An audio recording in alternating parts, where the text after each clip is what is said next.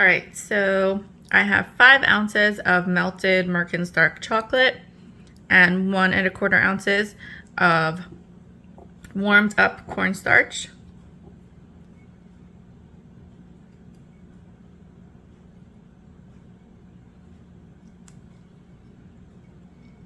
I'm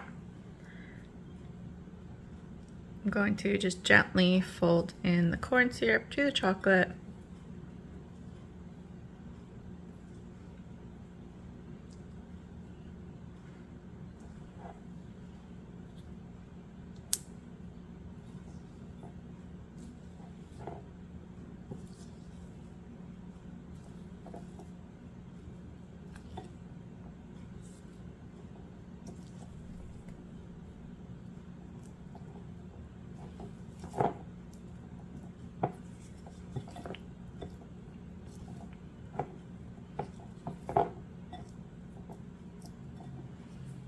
Okay, I'm gonna put this in plastic wrap.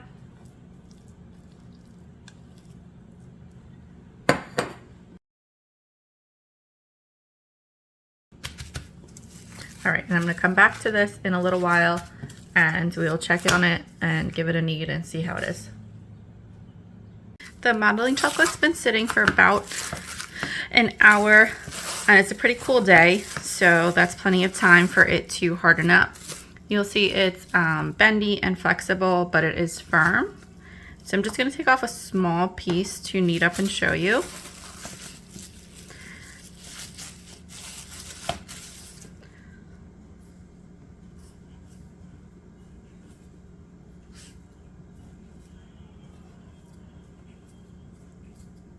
Since this has only been sitting for a little while and not overnight, it's not completely super hard. So if you go to grab your modeling chocolate and it's like rock hard, that's totally normal. You just need to use the heat of your hand to warm it up and knead it.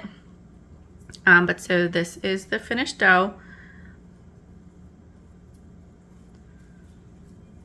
So it's soft as you knead it, but it does hold its shape, so it's great for sculpting.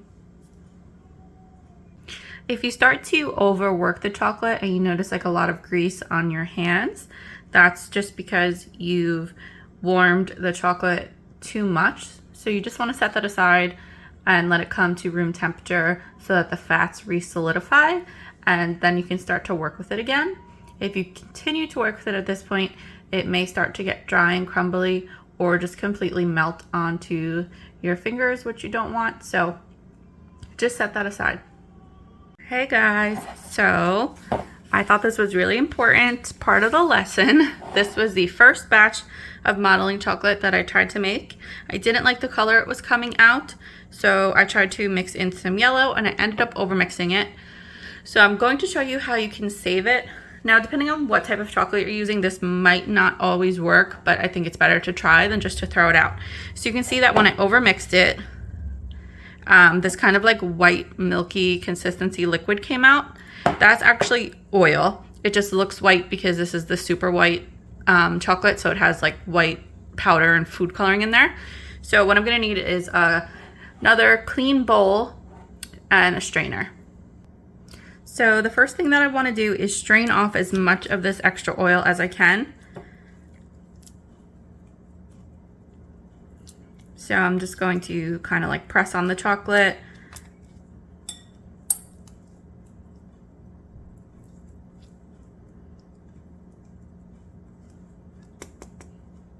And if you look in the bowl, there's like probably a couple tablespoons.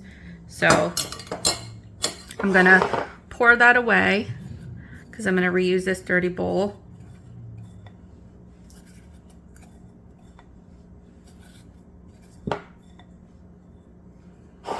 Okay, I'm gonna put the chocolate back into this and I'm gonna put it back into the microwave for 2 like 20 to 30 second intervals.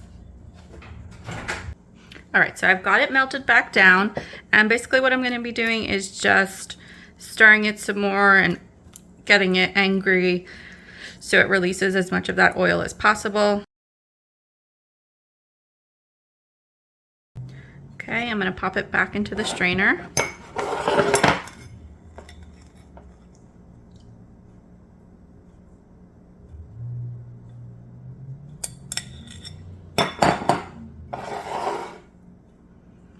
let all that extra grease run off.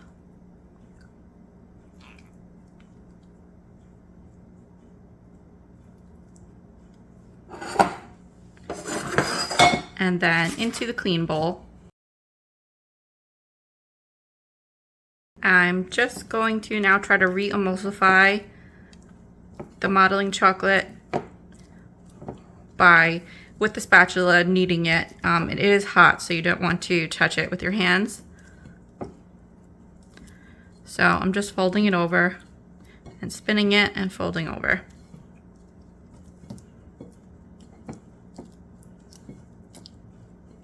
At this point, no more oil is running out.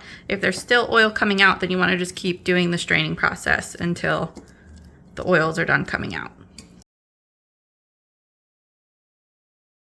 Okay, I'm gonna stop here because it looks nice and smooth and it's coming together pretty nicely, and it's also starting to stick to the bowl, which tells me that the oils have started to go back into the modeling chocolate.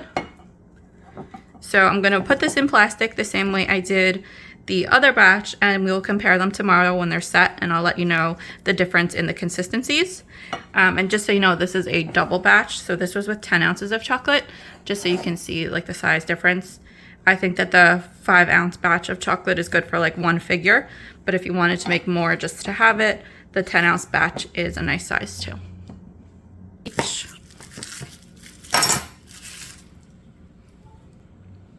So I'm finding that the one that I made where I did not completely mix through the color, in caution not to overmix it, is actually drier and a bit crumblier than the overmixed one. I'm having to work this one a lot more to get it to come together, and there's some hard pieces in there that I'm having to work and push a lot more than I am with the one that was overmixed and then fixed. So this is it, you know, once it's kneaded and it's come together. You can see it's kind of dry and a little crumbly. But the overmixed one that we removed the oil from is a lot stretchier. It can stretch pretty far without any crumbling. And it's a lot stiffer, which is good because it won't melt as quickly to your touch when you're sculpting. To be completely honest, this might be the way that I make it from now on, because it's holding its shape almost like fondant as opposed to like a looser modeling chocolate. So I might put it in the microwave and see what happens if I warm it up a little bit and then try to knead it. So let's try that. So microwaving it did not work. Once I kneaded it, it just got super crumbly and dry. So I think this is a fail, even though we followed the recipe exactly as it said. I'm gonna look up some ways to possibly fix this, and we'll see what happens. Okay, so what I decided to do was I put it back in the microwave to melt it, so you could see all the oil coming out like in the other messed up batch. So I'm going to drain that off and keep mixing. Okay, I have moved to a clean bowl. I'm just gonna work it and make it nice and smooth.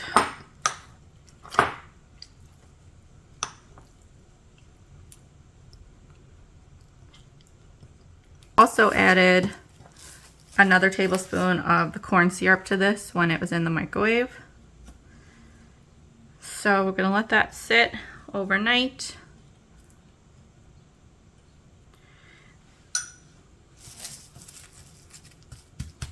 And we'll see what happens.